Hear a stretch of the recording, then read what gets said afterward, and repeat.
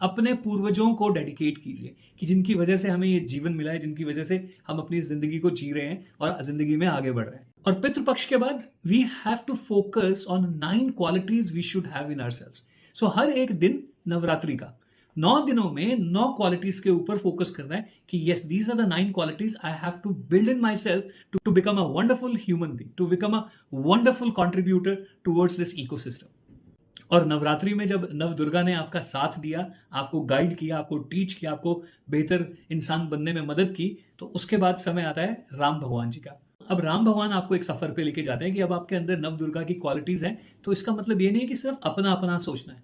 आपको उन चीजों को भी एलिमिनेट करना है जो चीजें बाकियों को दुखी कर रही हैं, बाकियों को परेशान कर रही हैं। और फिर यहाँ पे वो दशहरे का हमारा टाइम आ जाता है। दशहरे के टाइम से लेके फिर दिवाली का टाइम आ जाता है। और दिवाली के टाइम का मतलब है कि जब आपने सावन के महीने में जो मेहनत की थी, सेल्फ पे फोकस किया था ना, उस फोकस के दौरान जो आपने छोटे छोटे बीज डाले थे और फिर इस सफर पे चले थे, तो अब टाइम आ गया उसको कल्टीवेट करने का, उस पैसे को एंजॉय करने का, उस धन धान्य से अपने जीवन को और आगे बेहतर बनाने का और आगे खुश रहने का। यहां तक जर्नी हो गई। अब उसके बाद क्या है? अब थोड़ा सा सोचिए कि आपने बहुत पैसे बना लिए, आपके पास बहुत गेहूं हो गई, आपके पास बहुत दूध हो गया, अब आप क्या करोगे?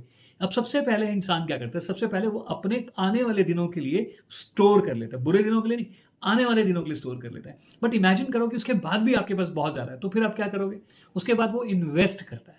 अगर उसके बाद भी बच जाए तो क्या करता है? उसके बाद वो फिर सोशल कॉज में लगाता है। ये जो लास्ट के 10 दिन है, ये है कुबेर के।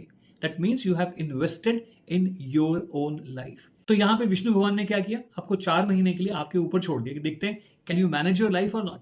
And the best thing my dear friends is, ये मैं पढ़ी पढ़ाई बातें नहीं कर रहा हूं, आपकी लॉजिक्स को सुन के आपको लगा होगा कि it could be one of the reason to look at life.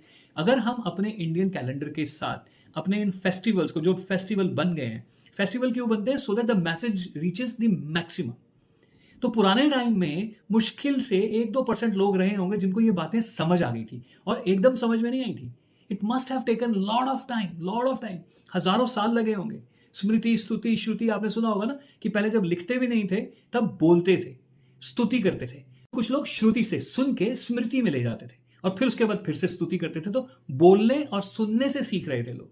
फिर धीरे धीरे पेपर आ गया, पत्र आ गए, ताम्र पत्र आ गए, एंड धीरे धीरे सब चीजें रिकॉर्ड होनी स्टार्ट हो गई। लेकिन 84% लोगों ने इसकी गहराई को समझने की कोशिश ही नहीं की। इसको सिर्फ रिचुअलिस्टिक बना दिया कि भाई सोमवार है, शिवलिंग के ऊपर दूध डालो, पत्ते रखो, हो गया काम। मैं ये नहीं कहूंगा कि ऐसे करने से नहीं होता है, बिल्कुल होता होगा।